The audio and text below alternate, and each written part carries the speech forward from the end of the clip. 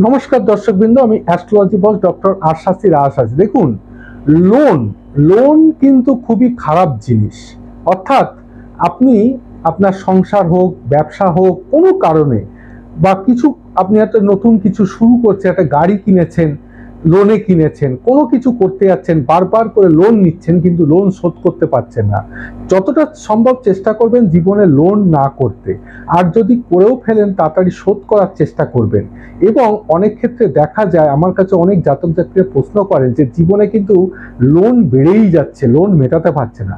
অবশ্যই দেখতে হবে জাতক জাতিকার দ্বাদশ ঘরটা দেখতে হবে। দ্বাদশ হচ্ছে ব্যয়, কেন এত ব্যয় হচ্ছে, এবং দ্বাদশের সঙ্গে কোথাও কি অষ্টমের কানেকশন হয়ে যাচ্ছে। অষ্টম এবং দ্বাদশ যদি হয়, অষ্টম নিধন দ্বাদশ খরচা কোনো কারণে হয়, এবং সেক্ষেত্রে যদি চন্দ্রের সাথে কোথাও কানেকশন করে, রাহুর সাথে করে, অবশ্যই আয়ের থেকে ব্যয় বেশি হবে, লোন হবে, লোন শোধ করতে পারবে না।